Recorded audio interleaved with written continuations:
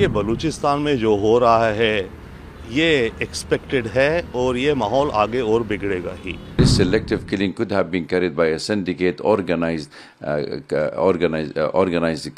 criminals who have been doing all these activities in Pakistan, and I think these must be paid people who have been doing all this against the selective target. Pakistan ने अपनी history में कभी इस इलाके को, बलूचिस्तान को ध्यान नहीं दिया और एक्सप्लॉइट किया उसके नेचुरल रिसोर्सेज को। This is a clear indication that the law and order in Pakistan is deteriorating and Pakistan's future also integrity is at risk. देखिए, बलूचिस्तान में जो हो रहा है ये एक्सपेक्टेड है और ये माहौल आगे और बिगड़ेगा ही। पॉइंट इसकी, पाकिस्तान ने अपनी हिस्ट्री में कभी इस इलाके को, बलूचिस्तान को ध्यान नहीं दिया और एक्सप्लॉइट किया उसके नेचुरल रिसोर्सेज को। और पिछले 10 वर्षों से एक तरह से बलूचिस्तान की जो मिनरल रिसोर्सेज हैं, जो एसेट्स हैं, या जो गोदार पोर्ट है, जो रास्ता है सारा, वो चाइना को आउटसोर्स कर दिया। पाकिस्तान ने ये सोचा कि ये तो बैरन लैंड है, चाइना को एक्सेस दे दूं मैं वार्म वाटर पोर्ट्स के लिए, और यहाँ की आबादी की उसने कोई चिंता नहीं करी, जिसके चलते वहाँ पर पाकिस्तान आर्मी ने सिक्योरिटी बहुत बढ़ा दी, चेक्स बहुत बढ़ा दिए। पहले ही वैसे पानी नहीं है, बिजली नहीं है, खाने की किल्लत है गरीबियों ने इलाकों में, उसके ऊपर अब पाकिस्तान की फ़ौज वहाँ पे अत्याचार भी कर रही है। डिसिडेंट्स जो हैं, इंडिपेंडेंस मांगते हैं बड़े लंबे समय से, उनको दबा रही है।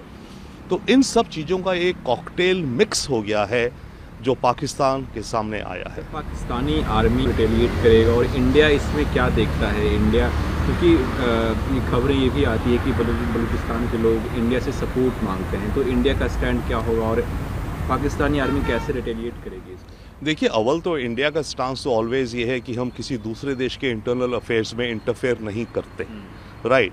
But at the same time yes, हम मोरालिटी के बेसिस पे कहीं भी दुनिया में अगर किसी भी सिविलियंस के ऊपर अत्याचार हो रहे हों, एक्सप्लॉइटेशन हो रहा, तो हमारी उनके प्रति सहानुभूति रहती है। तो हमारा स्टांस मात्र यहीं तक है। अब पाकिस्तानी आर्मी कैसे रिटेलिएट करेगी? मेरे ख्याल से पाकिस्तान आर्मी को एक स्ट्रॉन्ग रूप से रिटेलिएट करना पड़ेगा, क्योंकि अब पाकिस्तान की आन बान शान पर आ गई और वहाँ चाइना प्रेशर डाल रहा है पाकिस्तान पे कि तुम हमारे लिए इस इलाके में सिक्योरिटी नहीं अरेंज कर पा रहे, तो हमारा जो ये सीपेक कॉरिडोर का पूरा सपना, पूरा प्रोजेक्ट है, ये तो वेस्ट या डूब जाएगा ये प्रोजेक्ट हमारा। तो पाकिस्तान की आर्मी को सख्त कदम उठाने पड़ेंगे बलूचिस्तान में, पर उसका बदला फिर वही होगा। ये स्पाइरल हो गया है। जितना ज़्यादा पाकिस्तान की आर्मी सख्त कदम उठाएगी, जितनी ज़्यादा वो लोगों को उठाकर प्रिजन में डालेगी, जेल में डालेगी, उन्हें आतंकी डिक्लेयर करेगी, उतना ज़्यादा वहाँ की अवाम में पाकिस्तान के खिलाफ और पाकिस्तानी आर्मी के खिलाफ गुस्सा पैदा होगा, रोष पैदा होगा, और उतने ही ज़्यादा बलूचिस्तान के लोग अपनी इंडिपेंडेंस के लिए लड़ेंगे। सर, उसके एक सहयोगी, ट्रस्टेड सहयोगी अबू कतल गोलीबारी में पाकिस्तान में मारा जाता है। अब हाफिज सईद का भविष्य क्या है? एक रिपोर्ट की माने तो वो भी घायल है, कैसे देख रहे हैं इसे? देखिए, हाफिज सईद का फेट अभी पता नहीं, शायद वो नहीं मारे गए हैं, परंतु हाँ, जब उनका ट्रस्टेड लेफ्टिनेंट मारा गया है, इसका मतलब जो भी लोग हाफिज सईद या लश्कर-ए-तैयबा या जमात-उद-दावा को ट्रैक कर रहे हैं, वो बहुत निकट पहुंच चुके हैं। भाई, इनके एक सीनियर बंदे को मार डालना, इसका मतलब जिसने भी उनको मारने की साजिश करी वो इनके इर्द गिर्द घूम रहे हैं। अब एक को तो मार दिया, तो एक मुझे वाक़या याद आता है, अंग्रेज़ी में है, those who live by the sword die by the sword. तो शायद अब वक्त आ रहा है कि हाफिज सईद को भी इसी तरह का कुछ अंजाम देखना पड़ेगा। The coming report from Pakistan indicate that there are 8 convoys of buses carrying military personnel have been attacked and ambushed by the Baluchistan army, which is considered to be the BLA, which is considered to be a banned army or it's a terrorist army by the Pakistani government.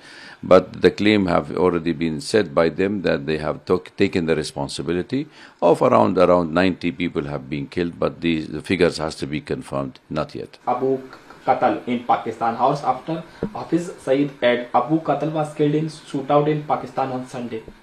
Yes, this killing of now selective killing of most of those people who are considered to be terrorists who have been carrying act against India and also in Pakistan and in Afghanistan itself have also been targeted by certain unknown group. So therefore, this selective killing could have been carried by a syndicate, organized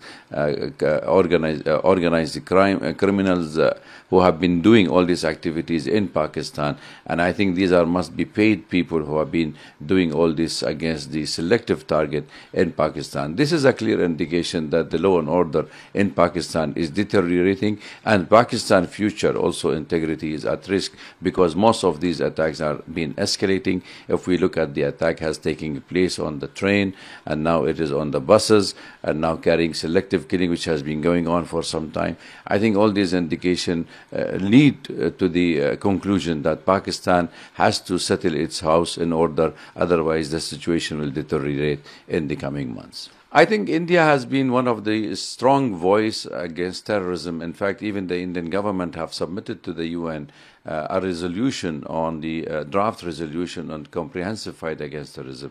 But the irony of the matter that those coalitions of the international community who are trying to fight terrorism are the same people who have been supporting terrorism elsewhere in the world. And we have lots of examples in West Asia recently. So therefore, I think India will have to fight its fight alone, though fighting terrorism is not possible, but the problem with the international community are not addressing the actual cause of terrorism. Cross-border terrorism is one of the main problem for India, and India always accused Pakistan of doing so. Similarly, Pakistan currently is accusing India to be standing behind the Baluchi movement in Baluchistan, the northwestern province of Pakistan, asking for secession from Pakistan. But I think in general, India is not in its interest to see Pakistan disintegrated, but it is of its own interest to make sure that regional countries like India, Pakistan, Afghanistan, and the CIS country and Iran